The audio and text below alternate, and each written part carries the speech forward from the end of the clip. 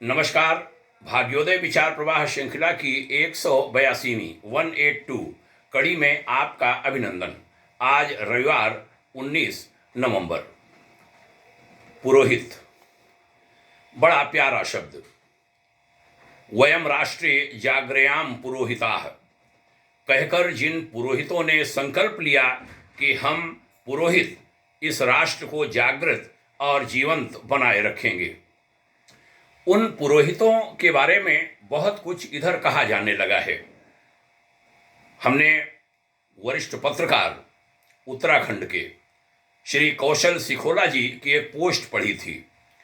बहुत अच्छा लगा था जब उन्होंने कहा था कि ब्राह्मणवाद के नाम पर पुरोहितों को गाली मत दीजिए। पुरोहित सनातन संस्कृति के संवाहक हैं। हमने श्री श्वेताभ पाठक के भी विचार जाने थे, जाने माने चिंतक और विचारक। आज मैं इस विषय पर थोड़ा विस्तार से चर्चा करना चाहूंगा। कहा था, क्या आपने कभी सोचा है कि दुनिया भर की अनेक प्राचीन भाषाओं को अरबी, तुर्की और यूरोपियंस ने नष्ट कर दिया, परंतु संस्कृत पर लाख हमला करके भी वह उसे नष्ट नहीं कर पाए।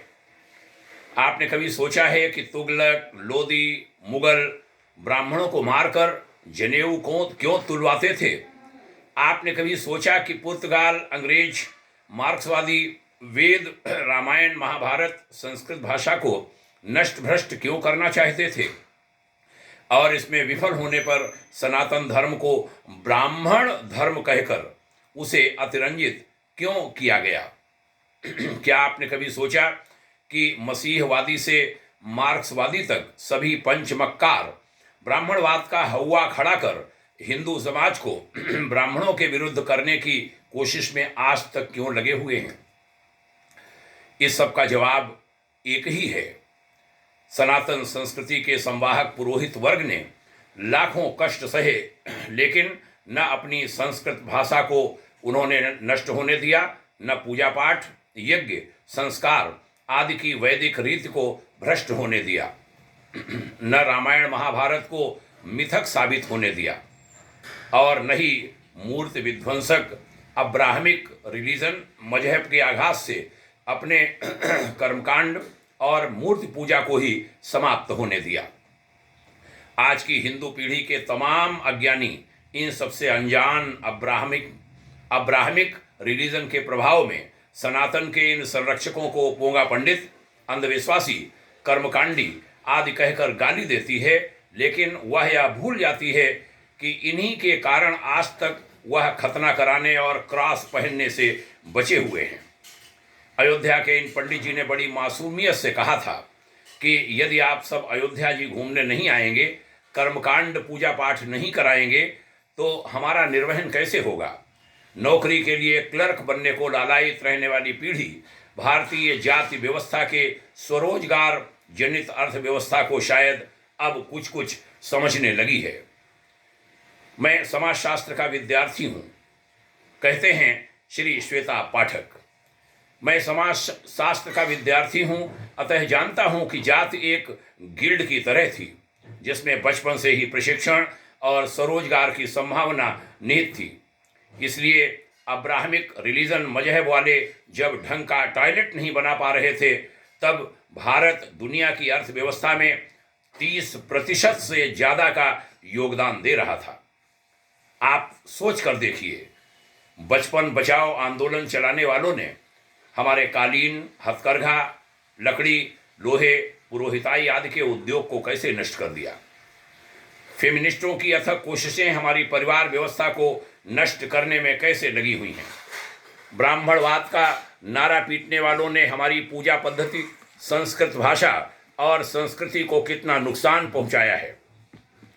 अंबेडकरवाद के नाम पर समाज में वैमनस्यता का बीज बोकर हिंदू समाज के सह अस्तित्व के धागे को तोड़ने की कोशिश में लगे हुए, उसके पीछे लगे हुए कौन लोग हैं? हिंदू समाज कोर्स करेक्शन करने वाला समाज रहा है। कुरीतियों पर उसने स्वयं ही प्रहार किया है। वेद के सबसे प्रसिद्ध गायत्री मंत्र किसी ब्राह्मण ने नहीं, लेकिन अपितु क्षत्रिय विश्वामित्र जी ने दिया। यही एक उदाहरण साक्ष्य है कि यहाँ प्रतिभा को सम्मान था, परंतु आक्रमणकारियों ने अपने रिलीजन मजहब विचार को बढ़ाने के लिए समाज के ताने बाने को तोड़ा और मूढ़ हिंदू उसे ही सही मानकर ओह माय गॉड की पीढ़ी बनकर रह गए। आपकी ओरिजिनल पहचान छीनने की कोशिशें जारी हैं और आप मूढ़ता में वाह वाह करते रहे। संभालिए, क्योंकि जिस वृक्ष की जड़ें नहीं होती वहां केवल ठूठ रह जाता है जो कटने या जलावन के काम आता है। बड़ी गहरी बात कही गई है। हम सब चेते, सनातनी समाज चेते। आज भी जहां कहीं कुरीतियां बुराइयां हैं उन पर प्रहार करना है, उन्हें दूर हटाना है और सारे समाज को, जातियों में वर्णों में बटा हुआ समाज, उसको एक होना है। मूल तथ्य को समझना है, भ्रमों को तोड़ना है और आगे बढ़ना है। संस्कृत को आगे बढ़ाना है, संस्कृति को आगे बढ़ाना है, देश को आगे बढ़ाना है, भारत को आगे बढ़ाना है, सनातन को आगे बढ़ाना है। हम सब मिलकर एक हों और देश को, समाज को, राष्ट्र को आगे बढ़ाएं, ऊंचा उठाएं। आपने सुना, इसके लिए धन्यवाद। आइए मिलकर काम करें। आपको प्रणाम, ढेर सारी शुभकामनाएं। बहुत अच्छी बात होगी कि इन विचारों को लोगों में पहुंचाते रहिए। नई पीढ़ी को ज़्यादा से ज़्यादा भिज्ञ कराइए, अवगत कराइए। इसकी आज बहुत अधिक आवश्यकता है। सही तथ्य, सही तर्क हम जानें, समझें, उसके लिए अध्ययन करें, गहरे उतरें। बहुत बहुत धन्यवाद सुनने के लिए। पुनः प्रणाम करता हूँ। जय हिंद, शुभकामना। ओम शांति।